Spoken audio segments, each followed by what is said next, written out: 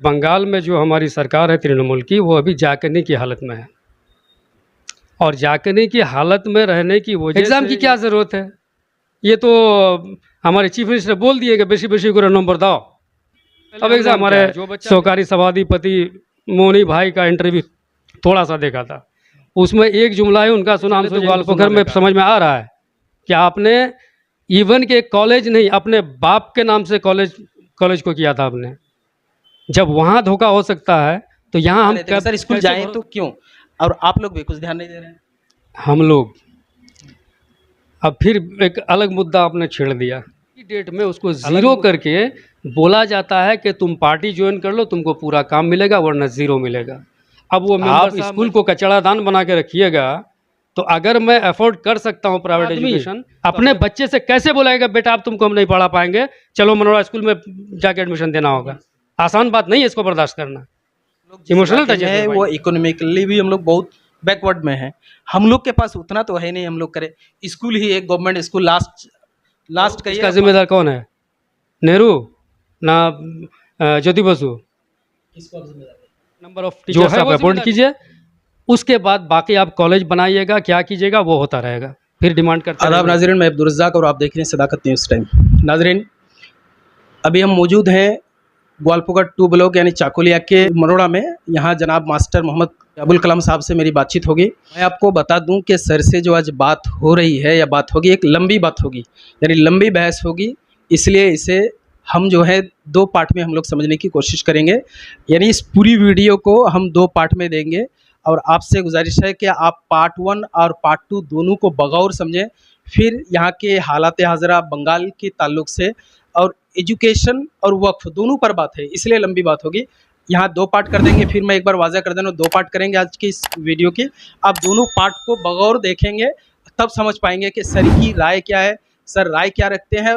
और बड़ी अच्छी बात भी रखी है, क्योंकि असल ऐसे ऐसे मुद्दे पर सर से बात होगी आज जिसको हम सबको जानना बहुत ज़रूरी है। इसलिए आपसे गुजारिश है कि आप दोनों पार्ट ज़रूर देखें। असल में आज बात करने का मकसद ये है कि बंगाल में 2 बर्निंग इश्यूज़ है। एक तो वक्फ को लेकर, लेकिन एक इससे भी बड़ा कहीं ना कहीं आपको है जो आपके बच्चों की ज़िंदगी से, आने वाली नस्ल से है। हम लोग इस पर भी आज बात करेंगे। सर से हम लोग जानना चाहेंगे, चूँकि सर खुद एक स्कूल के डायरेक्टर हैं और चूँकि तालीम में भी महारत रखते हैं और सियासी तौर पर तो आप बखूबी इनको पहचानते ही हैं। तो ज़्यादातर हम लोग आज बात करने वाले हैं मगरबी बंगाल में जो 26,000 हाई स्कूल के असातिज़ा जो आज कहीं ना कहीं उन्हें सुप्रीम कोर्ट से ऑर्डर मिलने के बाद बहुत बड़ा झटका लगा है।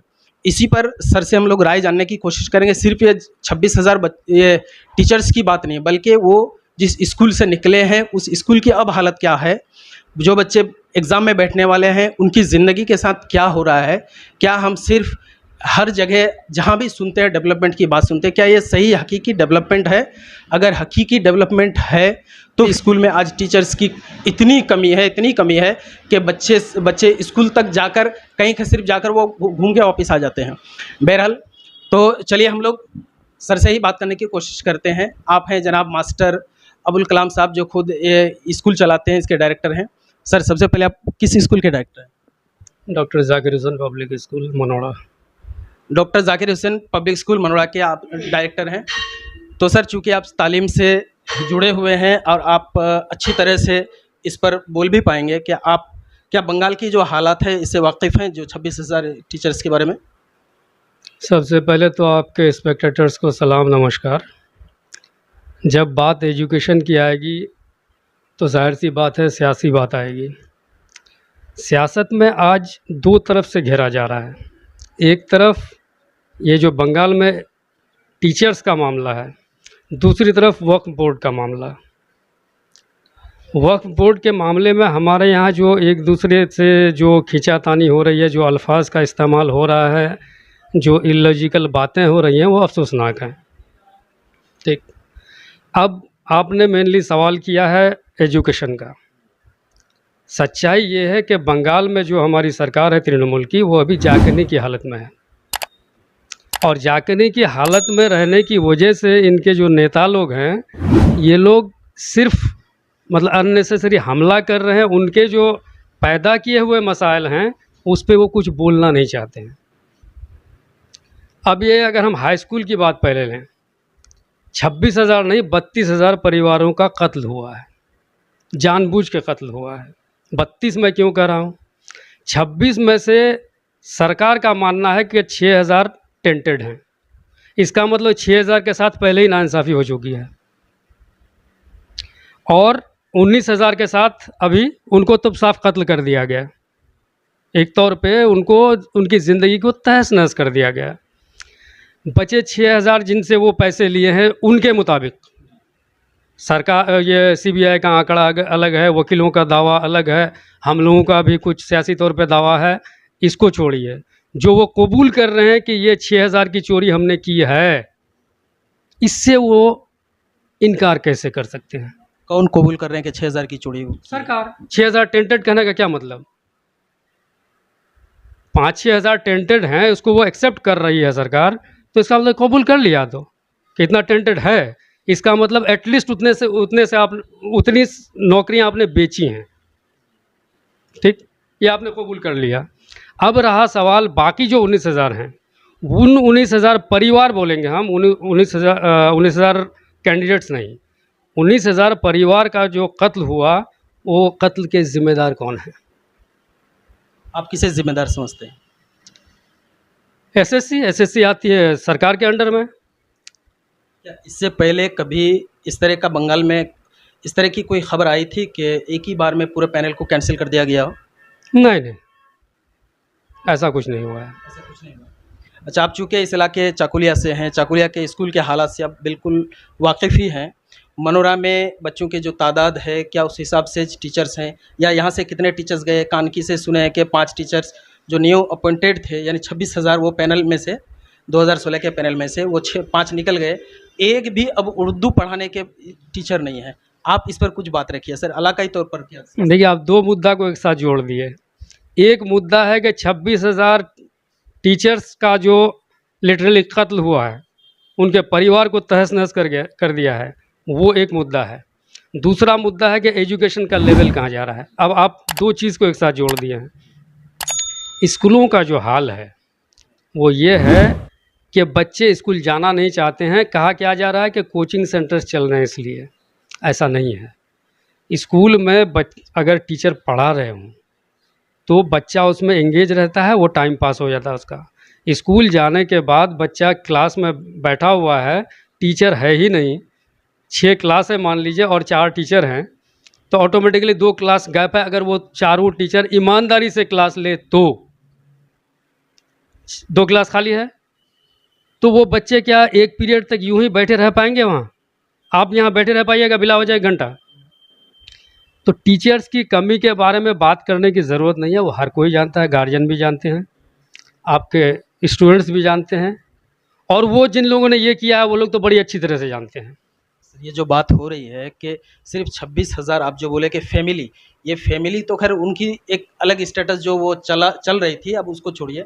बात ये है कि इस बार जो टीचर्स चले गए हैं, स्कूल में तो बोर्ड एग्ज़ाम होना है, क्लास 10 का भी बोर्ड एग्ज़ाम होना है, सेकेंडरी लेवल में, हायर सेकेंडरी में टीचर नहीं है सर, तो उन बच्चों के साथ क्या होगा? आपको क्या लगता है? देखिए, हंसी आती है इन लोगों की बात पे। एग्ज़ाम की क्या ज़रूरत है? ये तो हमारे चीफ मिनिस्टर बोल दिए कि बेसी बेसी को नंबर दाओ, तब एग्ज़ाम क्या है? जो बच्चा लिखे बेसी बेसी को नंबर दाओ। हमको तो ऐसे ही समझ में आ रहा है। तो नंबर बढ़ा देने से बच्चों की ज़िंदगी तामनापन हो जाएगी? ताबनाक करना मकसद नहीं है, मकसद ताबनाक करना नहीं है। फिर इसको डायरेक्टली पॉलिटिक्स में आपको जोड़ना होगा।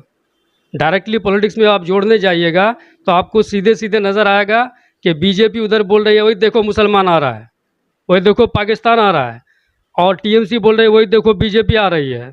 तो बीजेपी एक खुला दुश्मन है, इससे कोई इनकार नहीं। लेकिन टीएमसी जो काम अंदर से कर रही है, जो बच्चों की एक तौर पे कहा जा सकता है कि नस्लकुशी हो रही है, तो ये तो कोई छोटा काम नहीं हो रहा है ना। आप ये देखिए, वो तो मुसलमानों का दुश्मन नज़र आ रहा है, हालांकि नुकसान पूरे देश को हो रहा है। ठीक उसी तरह से ये मुसलमानों के हमदर्द हुए हैं, लेकिन बच्चे जो बर्बाद हो रहे हैं वो तो सबके हो रहे हैं, बच्चे बर्बाद सबके हो रहे हैं।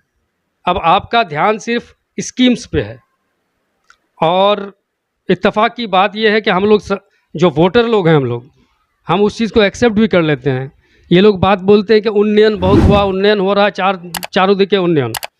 अब एक बात बताइए कि डेवलपमेंट का पैरामीटर क्या है? रोड, रास्ता, आपको ये सब डेवलपमेंट नहीं लगता है? रोड तो सबसे पहले ये लोग बनाए नहीं हैं, रोड्स के कुछ रिपेयर किए हैं। इससे पहले रोड बन चुका था, नया रोड कोई नहीं बना है। रिपेयर किया है वो उसकी ज़िम्मेदारी है, वो करना ही पड़ेगा, वो तो मिनिमम ज़िम्मेदारी है। ठीक। अब रिपेयरिंग की भी अगर बात करें, हम चूँकि यहाँ रह रहे हैं, आप लाहिल से लेकर निशेंद्रा तक वो जो रोड है 3 बार फीता कट चुका, मिठाइयाँ बट चुकी। रोड पे जाइए आप, आपको नज़र आ जाएगा। तो 3 बार जो फीता कटा, वो 3 बार का क्या पैसा उठा लिया गया है या यूं ही फीता काट दिया गया है? एक सवाल तो पैदा होता है। अब जब ज़िला परिषद मेंबर, शायद एक बार एमएलए भी थे, ये लोग मिल के एक फीता काटे हैं कि रोड का काम बस शुरू होने वाला है, तो रोड काम जो शुरू होने वाला है, तो बिना सेंक्शन, फंड सेंक्शन हुए बिना लोगों को बेवकूफ़ बना रहे थे, या फिर फंड को वो लोग बिना काम किए विड्रॉ कर लिए हैं? क्या किए हैं? इसका जवाब तो आवाम को चाहिए। आप जवाब नहीं दे रहे हैं, पावर का दोष दिखा रहे हैं, वो अलग बात है। अभी 2 दिन पहले हमने हमारे सहकारी सभाधिपति मोनी भाई का इंटरव्यू थोड़ा सा देखा था, उसमें एक जुमला है उनका सुना, हम सोचे इनको सुनना बेकार है। क्या जुमला था उसमें? जुमला ये था कि 34 साल की सरकार ने या चकलिया के 44 साल वाले नेताओं ने, यानी विक्टर साहब की तरफ इशारा था, एक कॉलेज नहीं बना पाए। इससे पहले हमने एक बार बताया था, ऐसे ही आप ही की तरह कोई थे, तो हमने कहा यह था कि प्राइमरी स्कूल चंद थे, 3 हाई स्कूल थे जब 77 में वाम फ्रंट आया, इसलिए कि वो आज़ादी के बाद एक बहुत ज़्यादा टफ सिचुएशन थी, उसमें 3 हाई स्कूल हो पाया था। लेकिन 77 से 2011 तक ये जितने प्राइमरी और हाई स्कूल आप देख रहे हैं इसी दौर का है। और वो कह रहे हैं कि 77 से पहले सारे हाई स्कूल्स हो चुके थे, और हम कह रहे हैं कि चूंकि प्राइमरी से लेकर हाई स्कूल तक का सफ़र इससे पहले वाली सरकार ने तय किया था। किसकी सरकार थी इससे हमको कोई मतलब नहीं है। 34 साल वाली सरकार। हाँ, वो सरकार जिसकी रही हो, उसने प्राइमरी से लेकर हाई स्कूल तक का सफ़र तय किया। इस बीच एमएसके, एसएसके, ये सारा सब कुछ किया। वहाँ के बाद आप आए, यानी टीएमसी, आपका काम था इससे आगे का काम करना, कॉलेज। तो आज 14 साल में, 14 साल से भी शायद, हाँ 14 साल में आप एक कॉलेज नहीं बना पाए, और आप बोल रहे हैं कि वो 34 साल में नहीं बना पाए। अब ये कई साल पहले रब्बानी साहब ने एक कॉलेज का झंडा गाड़ दिया, बड़ी खुशी हुई, अपने वालिद के नाम से उन्होंने ऐलान किया था। तो ये क्या इलेक्शन लड़ने के लिए वालिद साहब का नाम इस्तेमाल किए थे? वो क्या वालिद साहब के नाम को बदनाम करने के लिए अपने इलेक्शन के लिए बदनाम कर रहे थे, या क्या कर रहे थे? इसका तो जवाब उनको देना चाहिए पब्लिक को। यहाँ पे अभी एक फीता कटा है उसका, कॉलेज का, इसका अब तो क्या आता पता, अभी तक कोई हदीस इसकी नहीं मिल रही है। इस जगह कॉलेज का फीता कटा है? चकलिया में एक कॉलेज का फीता कटा है, ज़मीन ढूंढ रहा है, वो क्या करे कि खंभा गाड़ रहा है, बोर्ड लगा रहा है, सब कुछ हो रहा है, लेकिन उसकी हदीस आज तक नहीं मिल पाई। तो क्या ग्वालपोखर 1 में जिस तरह से इमाद साहब का नाम को ख़राब किया गया है कॉलेज का बोर्ड लगा के, क्या यहाँ भी वही करने जा रहे हैं ये लोग ना? क्या इसका जवाब दे देना चाहिए इन लोगों को। कॉलेज के बारे में जहाँ तक खबर आ रही है कि वो फाइल जो है आगे बढ़ा दिया जा चुका है, अब बहुत जल्द उसमें काम भी होने वाला, चूँकि वो फाइल आगे जा चुका है, और आप कह रहे हैं कुछ हुआ नहीं, तो ये खबर कहाँ से मिली आपको? हम बोल रहे हैं किसी हदीस का पता नहीं, पहली बात। दूसरी बात कि दूध का जला छाछ भी फूंक के पीता है, ये पता है ना आपको? तो दूध के जले तो ग्वालपोखर में समझ में आ रहा है कि आपने इवन के कॉलेज नहीं, अपने बाप के नाम से कॉलेज को किया था आपने। जब वहाँ धोखा हो सकता है तो यहाँ हम कैसे भरोसा कर लें जब तक के स्कूल यहाँ कायम ना हो जाए, एडमिशन शुरू ना हो जाए। आपके हिसाब से जैसे वहाँ किया गया, कहीं ना कहीं यहाँ पर भी वोट हासिल करने के लिए, पॉलिटिकल गेनिंग के लिए सिर्फ वो सारी बातें हो रही है। हाँ, ये तो लगातार चल ही रहा है। अब आप देखिए, सबसे बड़ी बात कि डेवलपमेंट, ये लोग डेवलपमेंट की जो बात कर रहे हैं, आप स्कूल ही की बात लीजिए, हम उसी फिर वापस आ रहे हैं मुद्दे पे। स्कूल ही की बात लीजिए, एक स्कूल में अगर 500 बच्चे हैं एनरोल्ड, उस स्कूल में 6 टीचर हैं, 7 टीचर हैं, जबकि वैकेंट पोस्ट 15-16 पड़े हुए हैं। आप मनोरा का आप ले लीजिए, आप कह रहे 2 टीचर यहाँ से जो अभी चले गए, वो 2 टीचर के आने जाने से बहुत ज़्यादा फर्क नहीं पड़ रहा है। वो 2 टीचर के जाने से सिर्फ उन 2 परिवारों की तबाही हुई, लेकिन टीचर लगातार नहीं हैं, नस्ल की तबाही हो रही है। इससे पहले भी सर, जब टीचर वैकेंसी की बात कर रहे हैं कि वैकेंट पड़ा हुआ है, कहीं ना कहीं ये जिम्मेदारी लेफ्ट पर भी तो जा रही है, क्योंकि 2011 में आई है सरकार, उससे पहले भी कहीं ना कहीं ये तो वैकेंट थी। अब एक चीज़ देखिए, अगर हम हाई स्कूल की बात करें, 1998 से स्टार्ट हुआ एसएससी, उससे पहले कमेटी होती थी, सिलेक्शन बॉडी। 1998 से 2010 तक कोई ऐसा साल गया है जिस साल एसएससी का एग्ज़ाम ना हुआ हो? नहीं गया है। अब हम ये नहीं कहेंगे कि वो दूध के धुले हैं, कमियां होंगी, लेकिन इस तरह से साफ नेग्लेक्ट कर देना, ये काम तब नहीं हुआ है।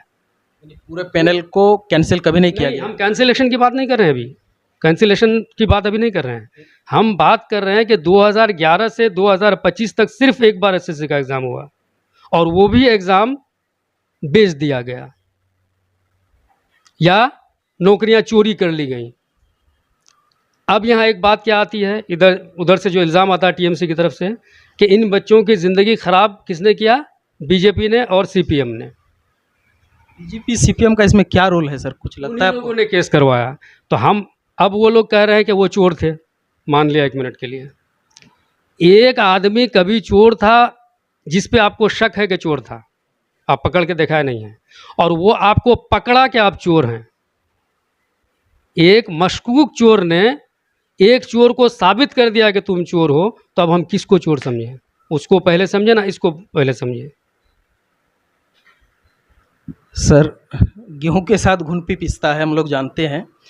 आज ये जो सियासी चक्की है, खासतौर से बंगाल की, ये जितनी तेज़ चलती है, इसमें समाज बिल्कुल पिसता जा रहा है सर। टीचर्स नहीं है, समाज को नुकसान है। सामने फरवरी में बोर्ड एग्ज़ाम आने वाला है, लैंग्वेज के टीचर्स नहीं, इवन लैंग्वेज के कम से कम लैंग्वेज के टीचर होनी चाहिए, वो नहीं है। मैथमेटिक्स, मैं कई स्कूल से, मैं जो बच्चों से लिया, मैं स्कूल तो पहुंचाने बच्चों से लिया, कान की स्कूल में 1700-1800 बच्चे हैं, उसमें से 1400 प्लस उर्दू के स्टूडेंट हैं।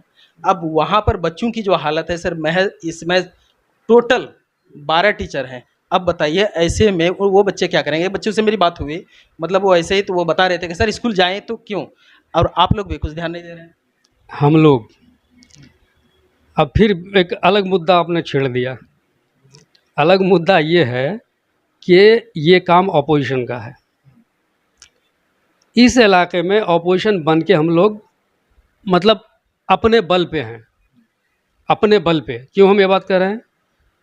वार्ड से लेकर पार्लियामेंट तक, पंचायत से लेकर पार्लियामेंट तक आपने ऑपोजिशन किसी को रखा नहीं। अब फिर देखिए, यहाँ एक बहुत बड़ी बारीकी है टीएमसी की, बहुत बारीकी से काम किया है। वो बारीकी क्या कि ऑपोजिशन सुन्नो का जो नारा दिया टीएमसी ने, उस ऑपोजिशन सुन्नो में वो सुन्नो करने के लिए टारगेट लिया सीपीएम और कांग्रेस को। वो कैसे लिया? बात बहुत छोटी सी है, हम बोल रहे थे ये, इस बात पे लोग ध्यान नहीं देंगे, लेकिन है बहुत ज़्यादा इफ़ेक्टिव चीज़ ये। अब मान लीजिए 20 लोगों का एक अंचल है, 20 मेंबर्स हैं वहाँ, 20 में से 5 जीत के आए कांग्रेस या सीपीएम के, 15 टीएमसी। पहले ज़माने में हम लोगों ने देखा है कि ऑपोजिशन के नेता को कम काम मिलता था, आज की डेट में उसको ज़ीरो करके बोला जाता है कि तुम पार्टी ज्वाइन कर लो, तुमको पूरा काम मिलेगा, वरना ज़ीरो मिलेगा। अब वो मेंबर साहब मजबूर, मेंबर साहब बोले अपने सपोर्टर्स को, सपोर्टर्स बेचारे क्या जाने पॉलिटिकल क्या बोलेंगे उसको, विज़न, उनको विज़न से तो मतलब नहीं है, उनको लग रहा है काम नहीं हो रहा है, ठीक, तो अब बोला चले जा काम ला तो पावो। अब वो टोटल सीपीएम या कांग्रेस के मेंबर को वो ले लिया। तो सीपीएम और कांग्रेस से ऑपोजिशन खाली हो गया। ऑपोजिशन में बचा एक्चुअली कौन? बीजेपी, जिसको वो रखना चाह रही है, ममता बनर्जी। हमारी चीफ मिनिस्टर ममता बनर्जी जिसको रखना चाह रही हैं, तो वो आ गया ऑपोजिशन में। जब ऑपोजिशन में बीजेपी है तो आपका स्कूल रहेगा ना जाएगा उससे तो उसको मतलब नहीं है, उसको अपने मुद्दे से मतलब है। उसका मुद्दा जहाँ मिलेगा वो कूदेगा। और जहाँ तक एजुकेशन की बात रही तो उसका एजुकेशन आरएसएस वाला करवाता है। आरएसएस के यहाँ कई हज़ार स्कूल खुलवा दिया इस दौर में, इस 14 साल में। तो उसका काम तो ममता बनर्जी कर रही हैं, उनके बच्चे पढ़ रहे हैं जो आरएसएस से जुड़े हुए हैं। हम हिंदू की बात नहीं कर रहे हैं, हम बात यहाँ हिंदू और मुसलमान की नहीं कर रहे हैं, हम पॉलिटिकल पार्टीज़ की और ऑर्गेनाइजेशंस की बात कर रहे हैं।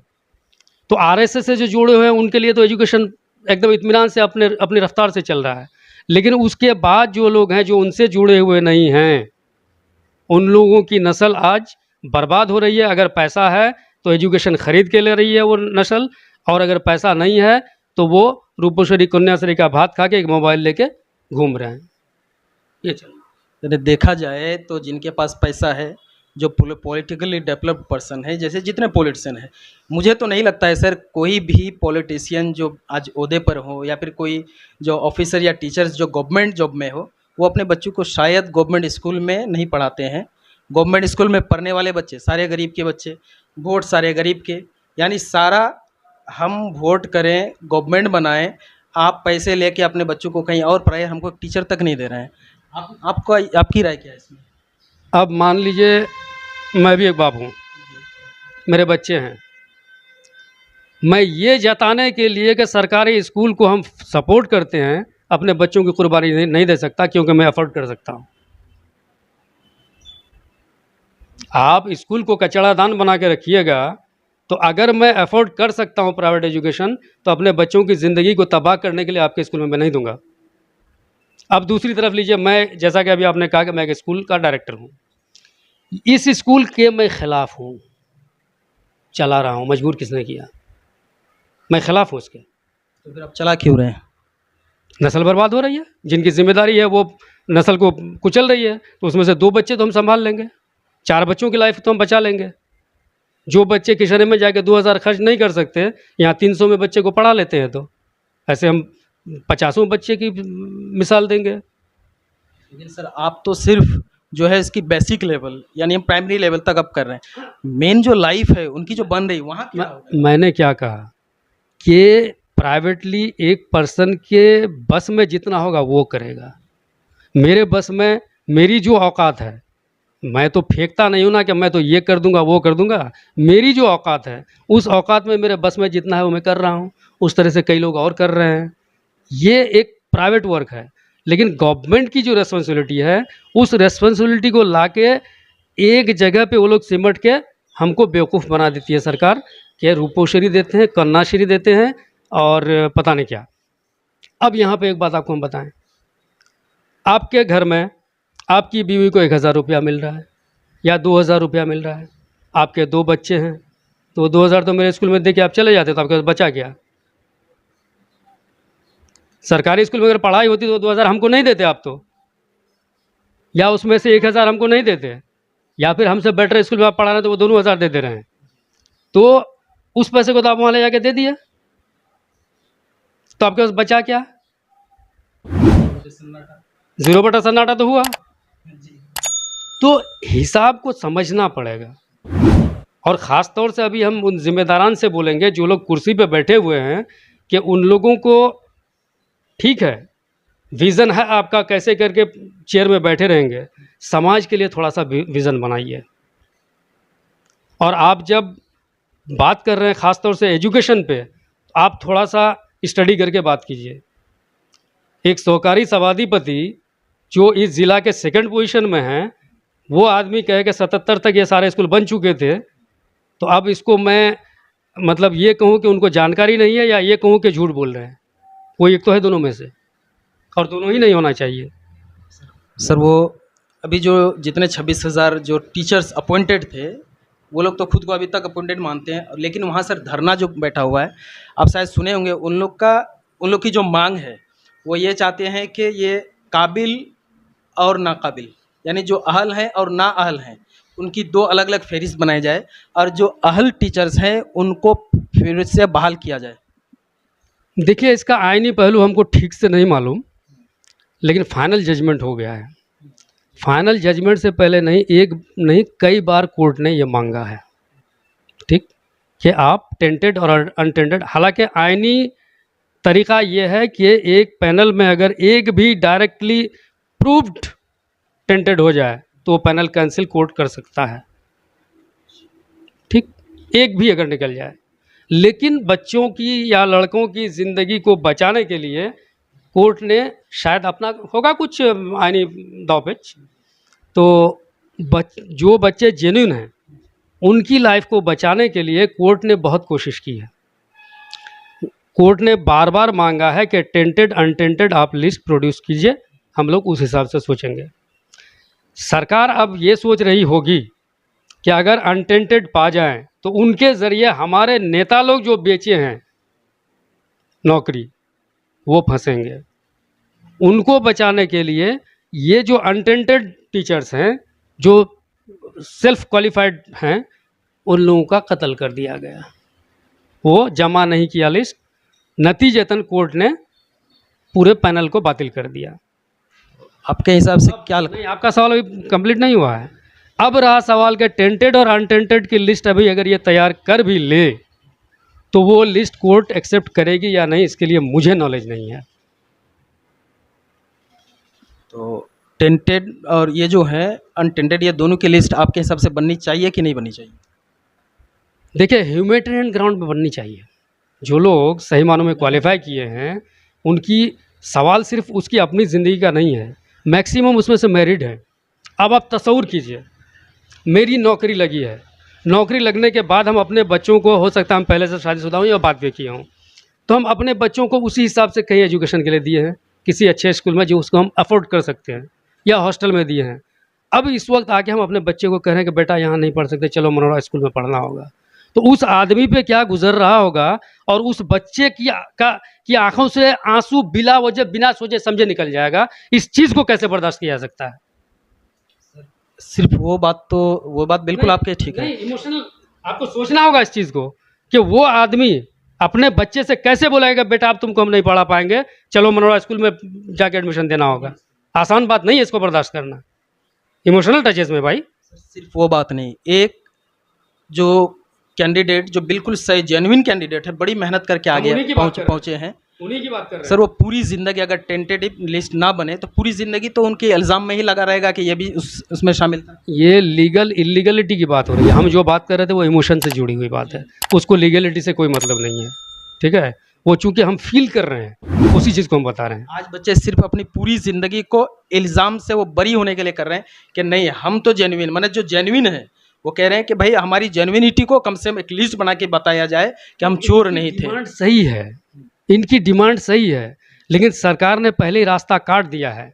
वो रास्ता दोबारा बनेगा या नहीं, ये हम यहाँ डाउट कर रहे हैं कि कोर्ट ने जब फाइनल जजमेंट दे दिया, क्योंकि आपसे मांगा था लिस्ट, लेकिन आपने लिस्ट जमा नहीं करी, नतीजतन कोर्ट ने एक फाइनल जजमेंट दे दिया। उस जजमेंट के रिव्यू का आगे हमको कुछ समझ में नहीं आ रहा कि कोई इसको बचा है कि नहीं, ठीक है। अब वो रिव्यू के लिए कोर्ट अगर एक्सेप्ट ना करे तो क्या होगा? तो आप क्या वो मतलब जो जेन्युइन कैंडिडेट हैं उनके साथ हैं, मोरली सपोर्ट? अरे भाई मोरल क्यों, हमको अगर कहीं कहे कि यहाँ आओ तुम्हारी ज़रूरत, हम वहाँ हैं भाई। जेन्युइन अगर हम जानते, क्यों, देखिए हम स्टूडेंट को देख के बहुत हद तक पता चल जाता है। हम कई स्टूडेंट को जानते हैं जो जेन्युइनली क्वालिफाई किया है, जो 2016 में फंसे। हाँ, ये अभी जो फंसे हैं, जिनकी नौकरियाँ गई हैं, उनमें से एक दो को हम जानते हैं जो जेन्युइनली क्वालिफाई किया है। बाकी जो किया है नहीं किया हमको नहीं मालूम, लेकिन एक दो को हम जानते हैं कि किया होगा क्वालिफाई, को या किया ही है।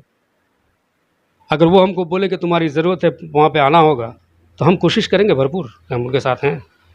ये तो सर बिल्कुल सही बात है कि वो जेन्युइन स्टूडेंट जो बड़ी मेहनत करके उस मुकाम तक हासिल किया और वो नौकरी लेने तक अच्छा, उसमें हासिल किया, उनको तो ये मिलने चाहिए। इल्ज़ाम जो है, एक मिनट मान लीजिए, कंसीडर कर लीजिए, इसका गलत मानी नहीं निकालिएगा, पूरे 26,000 इंजीनियर हैं, 1 मिनट के लिए इसका मतलब 26,000 कोई और था जो जेन्युइन था, उसको आप बर्बाद किए हैं।